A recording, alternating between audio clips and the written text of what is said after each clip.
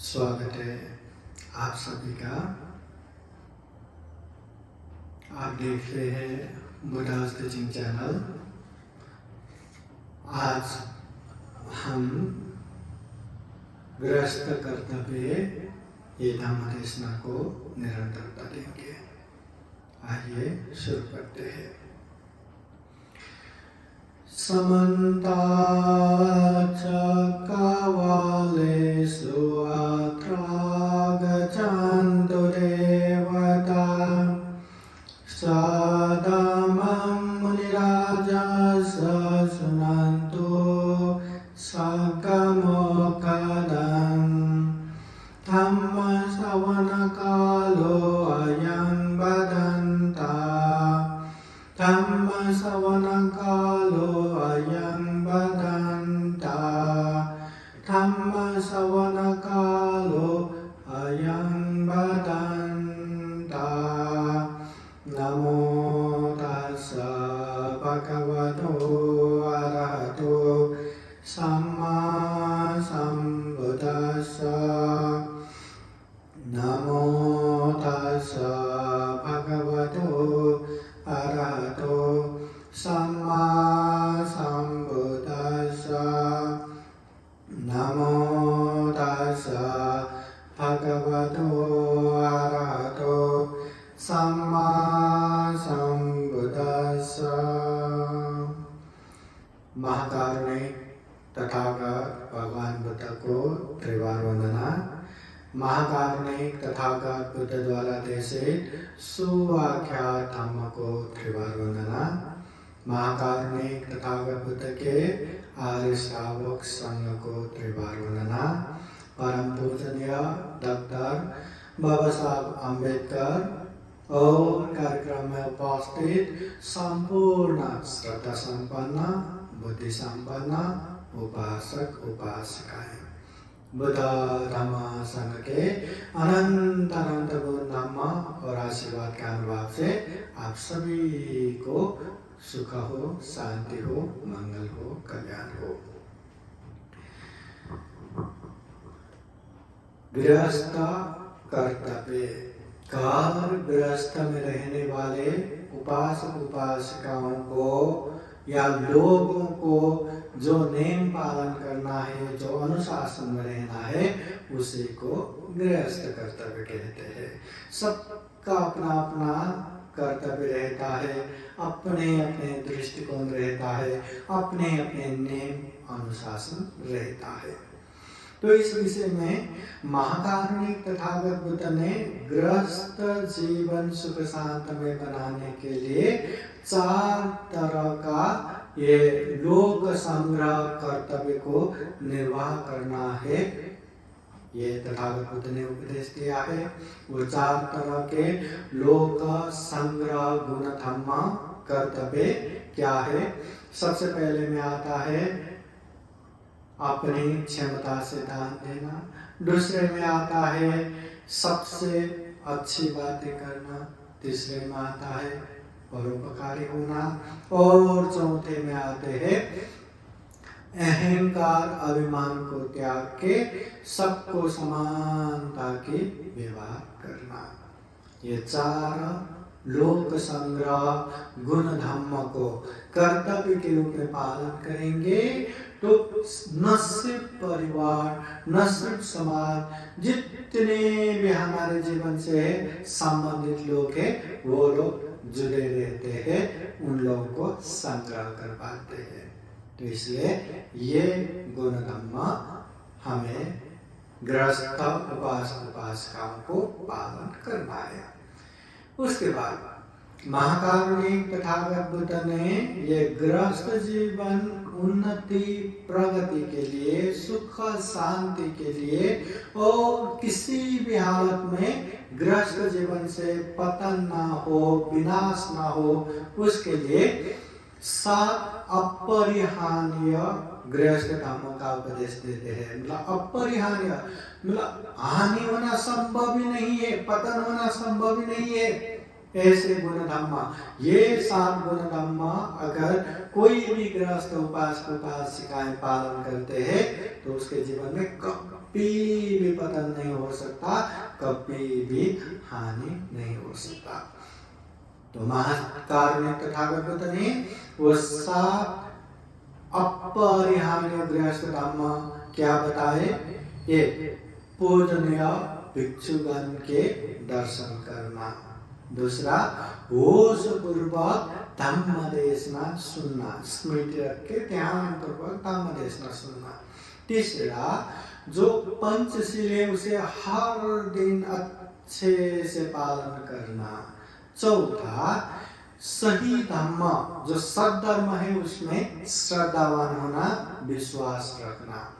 पांचवा, श्रद्धेय भिक्षुगण की दोष नहीं देखना, दोष को ही देख के नहीं देखना। छठा है, दूसरे के दोष ढूंढते रहने की आदत नहीं बनाना। और सातवां है, बुद्ध शिक्षा से बाहर दूसरे शरण में नहीं जाना। तो ये 7 गुण धर्म अगर अच्छे से कर्तव्य के रूप में पालन करेंगे तो वो उपासक उपासिकाओं का जीवन में कभी भी हानि नहीं हो सकता, नुकसान नहीं हो सकता, पतन नहीं हो सकता। इसलिए ये 7 गुण धर्म को पालन करना है। अभी हम बात करेंगे गृहस्थ धर्म चिरस्थायी के 4 कारण।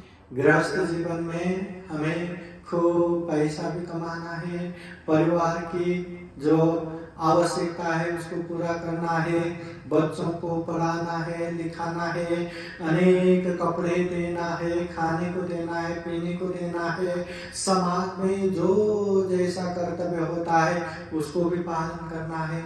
उसके लिए तो पैसा लगता है, उसके लिए मेहनत करना पड़ेगा, उसके लिए पैसा कमाना पड़ेगा। तो पैसा कमाना तो है ही, पैसा तो कमाना चाहिए, मगर वो पैसे जिस तरह कमाया उसी तरह एकदम आंख बंद करके उड़ाना नहीं है। हाँ, जो सामने आया उसमें खर्चा करते करते आगे बढ़ना नहीं है।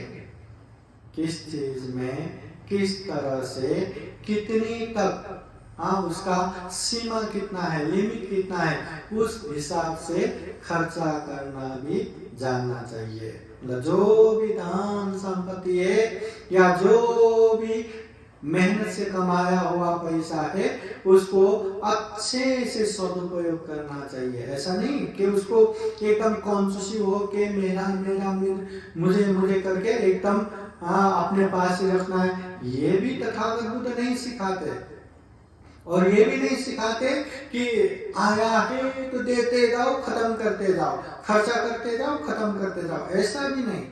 जो धन संपत्ति है उसको अच्छे जगह पे प्रयोग करना चाहिए, सदुपयोग होना चाहिए और गलत जगह से बचाना चाहिए।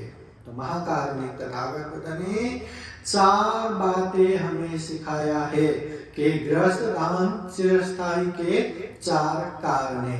ये 4 कारण को अच्छे से जानना है, समझना है, पालन करना है। तो वो 4 कारण बौद्ध साहित्य में इस तरह आया हुआ है। 1, कोई चीज को नजरअंदाज किए बिना ढूंढने से गृहस्थ धर्म चिरस्थायी होता है। दूसरा, बिगड़े चीज को फेंके बिना बनाने से गृहस्थ धर्म चिरस्थायी होगा। तीसरा, खाने की मात्रा ठीक से जानने से गृहस्थ धर्म चिरस्थायी होगा। और चौथा है, दुष्ट व्यक्ति को संपत्ति की जिम्मा नहीं देने से गृहस्थ धर्म चिरस्थायी होगा। आइए ये 4 कारणों को हम थोड़ा सा चर्चा करते हैं। पहला, गृहस्थ धर्म चिरस्थायी का कारण है कोई चीज को नजरअंदाज किए बिना ढूंढने से। अभी परिवार में रहते हैं, समाज में रहते हैं और दैनिक जीवन में अपने लिए, परिवार के लिए अनेक सामान की आवश्यकता होता है और हम उसको मेहनत से खरीद के लाते भी है।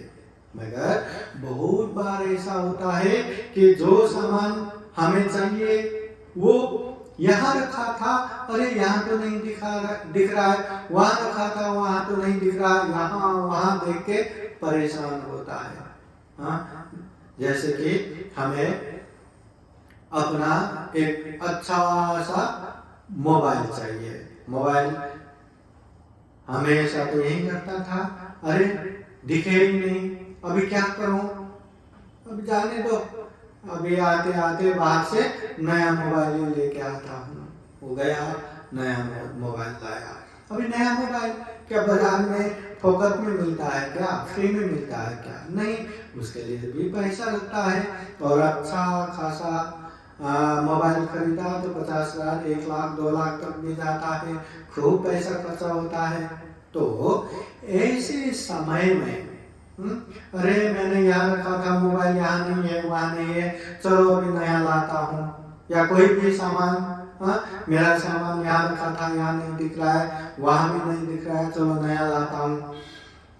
इस तरह तुरंत नया सामान लाते रहेंगे तो इससे गृहस्थ धन का चिरस्थायी नहीं होगा, जल्दी पैसा खत्म होगा। तो ऐसे समय में महाकारुणिक तथागत बुद्ध कहते हैं नजरअंदाज मत करो।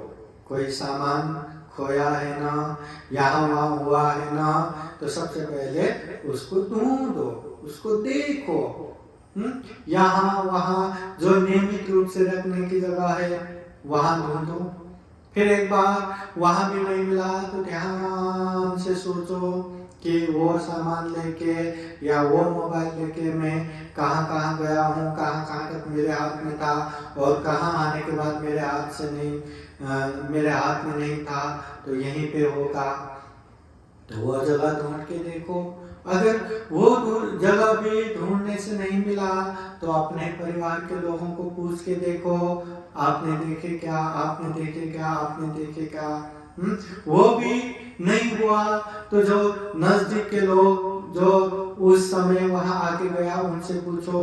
अनेक तरह से खोज तलाश करने के बाद अगर मिला ही नहीं, ढूंढने से मिला ही नहीं, तब हम नया खरीद सकते हैं, तब हम वो सामान को नजरअंदाज कर सकते हैं। चलो अनित्य है, कभी न कभी तो बिगड़ना ही था, आज खो गए करके मन को शांति रख के नया ला सकते हैं।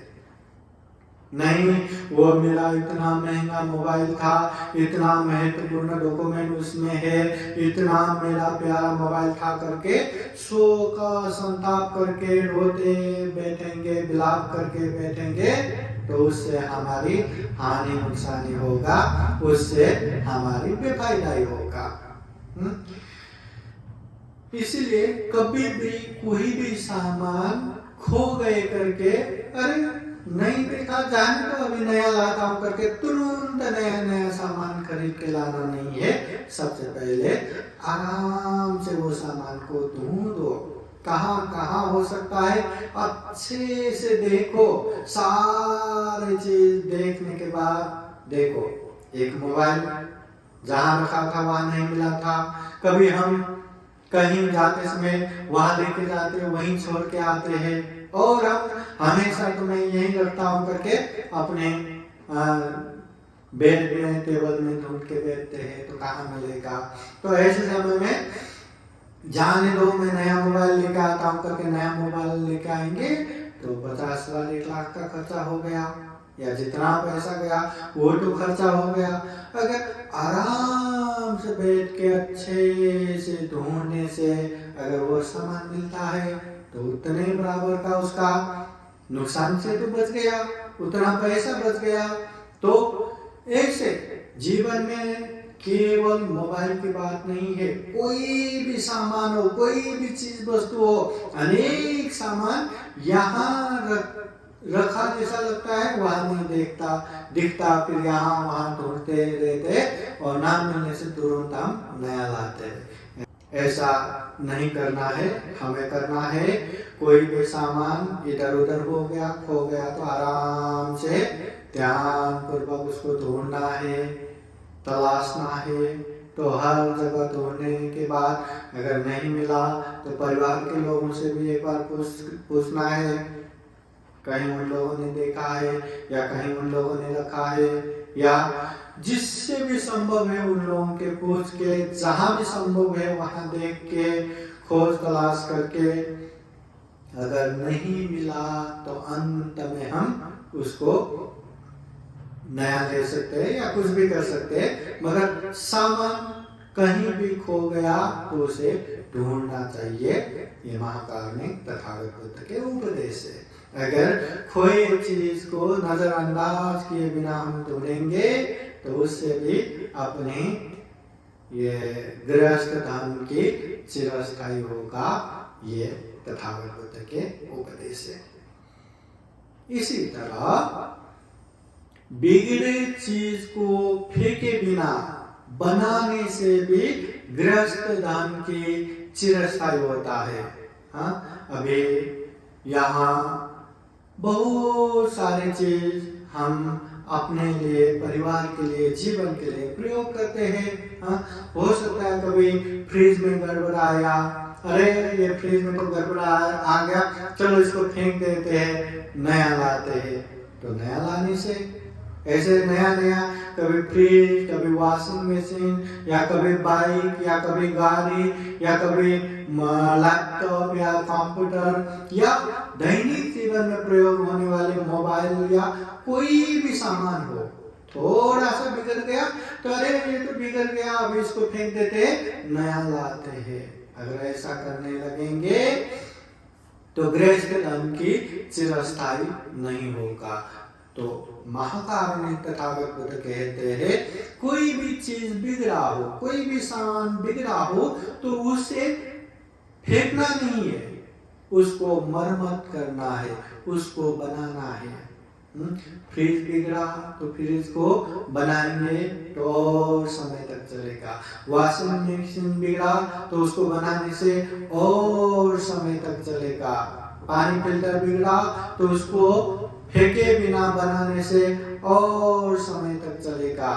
ये माइक बिगड़ा, स्पीकर बिगड़ा करके फेंक देना नहीं है, उसको बनाने से और समय तक चलेगा।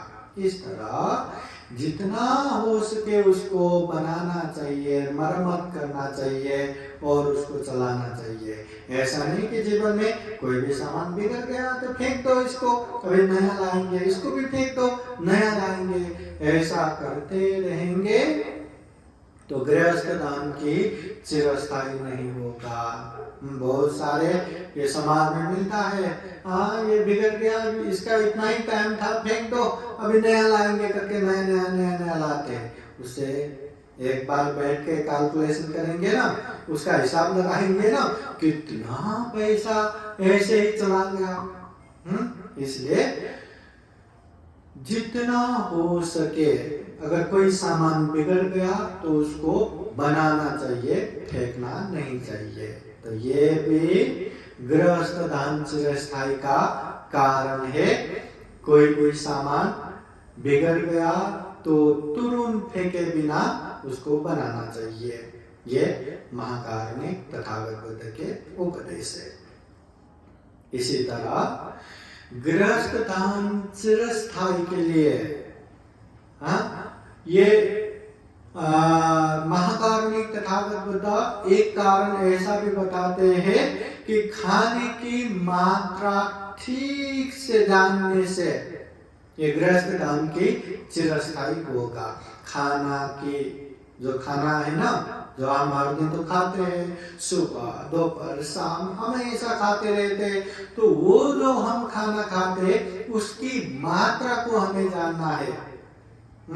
ये शरीर क्या है ना, खाना बिल्कुल नहीं खाया तो भी कुपोषित होके एकदम जीर्ण होके मर जाते हैं, और खाना ही करके केवल खाते रहे तो भी अपच होके उसका मृत्यु हो जाता है। तो शरीर को कितना चाहिए, कितना खाने से ये शरीर का पालन पोषण होगा, ये शरीर एकदम स्वस्थ निरोगी रहेगा, उस हिसाब से मात्रा को जान के खाना चाहिए। सुबह में ये 2-3 चपाती खाना है तो 2-3 चपाती खाना है, थोड़ा सा राइस खाना है तो थोड़ा सा ही राइस खाना है। ऐसा नहीं कि आज मिल गया करके 2-3 की बजाय 8-10 रोटी खाया, और ये चावल मिल गया करके थोड़ा नहीं एकदम प्लेट भर भर के 2-3 प्लेट खाया, तो उससे क्या होगा, खुद को ही तकलीफ होगा। इसलिए ये शरीर के लिए ये खाने की मात्रा को ठीक तरह से जानना चाहिए। अभी हम परिवार में अगर परिवार में 4-5 लोगों के सदस्य है तो 4-5 लोगों को कितना चाहिए उस हिसाब से खाना बनाना है।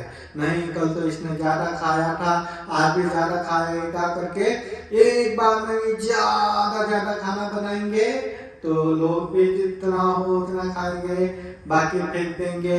तो ऐसे खाना की मात्रा न जानने से बहुत सारा खाना वैसे ही वेस्ट जाएगा। कभी एकदम कम बनाए तो बिल्कुल कम होगा। तो ऐसा होने से क्या होगा कि खाने में ज्यादा ही ये वेस्टेज हो जाएगा, व्यर्थ में जाएगा, और इस वजह से बहुत सारे धन की नुकसानी भी होगा और अकुशल भी होगा। इसलिए खाना कितना खाना है उतने हिसाब से ही हमें खाना है, मात्रा को जानना है। कभी मिला ही नहीं करके बिल्कुल भूखा ही रहना, और कभी हो आज तो ज्यादा मिल गया करके कितना भी खाते रहना, ये हमें भी नहीं करना, अपने परिवार को भी नहीं करवाना। खाने की मात्रा जानना है। महाकारुणिक तथागत बुद्ध भोजने मतम युता, भोजन में मात्रा क्या होना चाहिए ऐसा उपदेश बरोबर देते हैं। क्योंकि हर कोई प्राणी, हर कोई इंसान बिना खाए जिंदा नहीं रह सकता। सब्बे सत्ता आहार तिथि का, सारे प्राणी आहार पर ही निर्भर है। इसलिए खाना तो हर कोई खाता है, तो खाने की मात्रा को भी जान लिया ना, वहाँ बहुत ज्यादा वहाँ बच जाते हैं, सेविंग हो जाते हैं, धन बच जाता है। खाना की मात्रा नहीं जाना, कितना भी खाते रहा और एकदम मोटापा बढ़ के एकदम बीमार हो गया तो उससे इतना धन संपत्ति नुकसान होगा।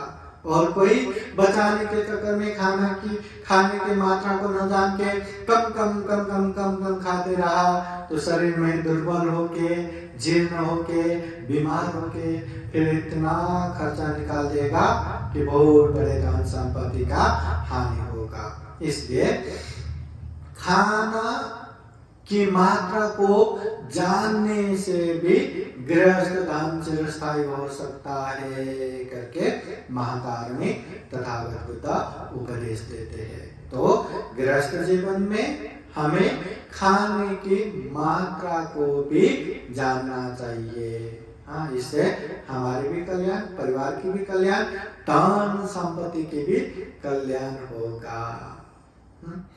इसी तरह गृहस्थ धन चिरस्थायी के लिए महाकारुणिक तथागत बुद्ध कहते हैं दुष्ट व्यक्ति को संपत्ति की जिम्मा नहीं देने से गृहस्थ धन चिरस्थायी रहेगा। अभी दुष्ट व्यक्ति बोले तो जो खराब है, जो शरीर से गलत काम करता है, वाणी से गलत बातें बोलता है, मन से गलत सोचते हैं, जो खुद भी बुरा करता है और दूसरों को भी बुरा करने पे मजबूर कर देता है, ऐसे दुष्ट व्यक्ति। अभी घर परिवार में ऐसे दुष्ट व्यक्ति को धन संपत्ति की जिम्मेदारी दिया तो क्या होगा? कितने मेहनत से, कितने पुरखों से जमा किया हुआ धन संपत्ति या कितने मेहनत करके कमाया हुआ धन संपत्ति लाके तो रख दिया, मगर वो धन की देखभाल करने वाले व्यक्ति दुष्ट रहा तो वो खुद के ऐशो आराम के लिए, भोग विलास के लिए या किसी भी चीज में वो खर्चा करता रहेगा, खुद भी खर्चा करेगा, दूसरों के लिए भी खर्चा करते जाएगा। जैसे नशा पता सेवन करना है, खुद भी नशा करेगा, दूसरों को भी नशा करवाएगा। कुछ गलत काम में जाने तो खुद भी गलत करेगा, दूसरों को भी लेके जाएगा। तो ऐसे गलत काम करने से ये जो कमाया हुआ धन या जो गृहस्थ धन है उसकी चिरस्थायी नहीं हो सकता, बहुत जल्दी खत्म हो जाता है। इसलिए जो धन संपत्ति की देखभाल करने वाले परिवार का जो मूल रहता है वो अच्छे होना चाहिए, दुष्ट नहीं होना चाहिए।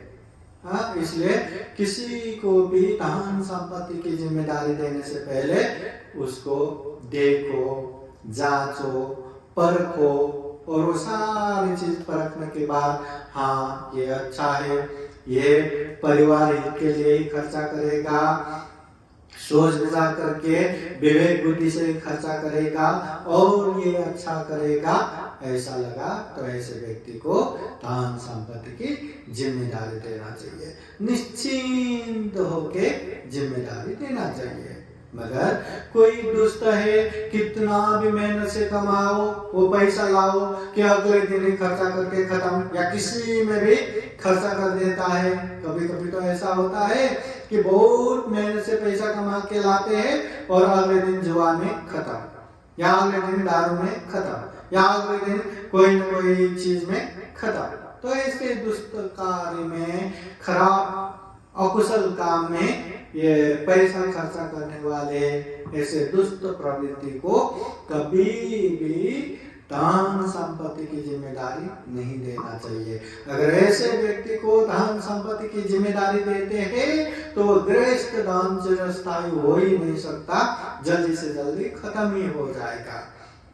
इसलिए गृहस्थ उपासक उपासिकाओं को ये ध्यान में रखना है कि गृहस्थ धन जो चिरस्थायी करना है तो दुष्ट व्यक्ति को संपत्ति की जिम्मा नहीं देना। ये महाकारुणिक तथागत बुद्ध के उपदेश है। इस तरह अगर गृहस्थ धन संपत्ति की चिरस्थायी करना है या तो मेहनत से कमाया हुआ धन संपत्ति इधर उधर न हो जाए, अच्छे से संभल के दीर्घ काल तक साथ रहे, गलत कामों में खर्चा न हो और अच्छी चीजों में सदुपयोग करने के लिए हमेशा अपने पास रहे, तो कम से कम ये 4 चीजें हमेशा याद करना है। कर्तव्य की तरह गृहस्थों को पालन करना है। ये 4 चीज जो महाकारुणिक तथागत बुद्ध स्वयं ने गृहस्थ उपासक उपासिकाओं के लिए बताया हुआ ये उपदेश है। तो ये 4 चीज हमेशा याद रखना और ये दैनिक जीवन में, ये प्रैक्टिकल डेली लाइफ में हमेशा इसको प्रयोग करना है, हमेशा याद रखना है। पहला, कोई भी सामान चीज वस्तु खो गए तो नजरअंदाज करके नहीं बैठना, उसको ढूंढना है। दूसरा, कोई भी सामान बिगड़ गया तो उसको फेंकना नहीं है, बनाना है। तीसरा, खाने की मात्रा को ठीक ठीक सही रूप से जानना है। और चौथा, दुष्ट व्यक्ति को संपत्ति की जिम्मा नहीं देना है। तो ये 4 गुण धर्म हम अच्छे से जानेंगे, समझेंगे और कर्तव्य के रूप में पालन करेंगे तो गृहस्थ में रहने वाले उपासक उपासिकाओं को धन संपत्ति की नुकसान करके बैठने की जरूरत नहीं है, सामाजिक जीवन में पतन होने की जरूरत नहीं है। जो भी मेहनत से कमाया हुआ धन संपत्ति वो चिरस्थायी होता है। तो ये तथागत बुद्ध के उपदेश है, हमें अच्छे से जानना है, समझना है, अंदर से महसूस करना है और इसको दैनिक जीवन में निरंतर पालन करना है। इसमें हमारी भी कल्याण है, परिवार का भी कल्याण है और गृहस्थ काम का भी कल्याण है। तो ये बात हमेशा जान के महाकारुणिक तथागत बुद्ध द्वारा देशित उपदेश को समझ सके, पालन कर सके, ये जो दुर्लभ मनुष्य जीवन को सफल बना सके, सार्थक बना सके, ऐसी कामना करते हुए आज का धम्म देशना यही समापन करते हैं। सबका मंगल हो, सबका कल्याण हो। भवतु सर्वमंगलम्। धम्म देशना के अंत में बुद्धवाणी पाली गाथा द्वारा आशीर्वाद देते हैं। बुद्ध धम्म संघ के अनंत अनंत गुण धम्म और आशीर्वाद के अनुभव से आप सभी के जीवन में खूब खूब सुख हो, शांति हो, मंगल हो, कल्याण हो। बुद्ध धम्म संघ का ये आशीर्वाद से खूब अच्छे अच्छे पुण्य धर्म करते हुए सभी दुखों से मुक्ता निर्वाण तक प्राप्त कर सके, ऐसी कामना करते हुए बुद्धवाणी पाली गाथा द्वारा आशीर्वाद देते हैं। सब लोग हाथ जोड़ के श्रद्धा पूर्वक आशीर्वाद ग्रहण कीजिए।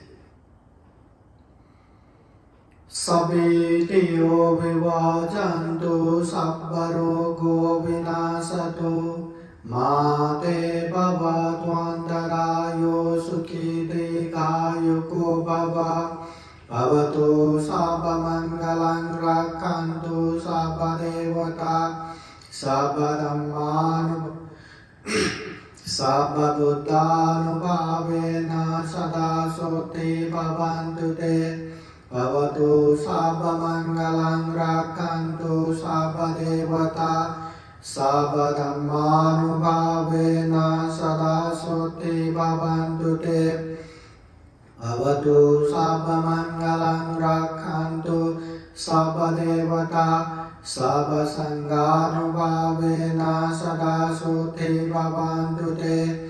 ये चितं पाचितं तुय्यं क्षिप्रमेव समेचतु सवे पुरेन्दु चेतसङ्कल्पा छन्दोपन्नरसो यथा। आयुरारोग्ये सम्पत्ति सर्गसम्पत्तिमेव च अतो निब्बान सम्पत्ति इमिनाते समेचतु। साधु साधु साधु साधु। बुद्धं नमामि, धम्मं नमामि, संघं नमामि। अहं वन्दामि सर्वदा। सबका मंगल हो, सबका कल्याण हो, सुखी हो, सुखी हो।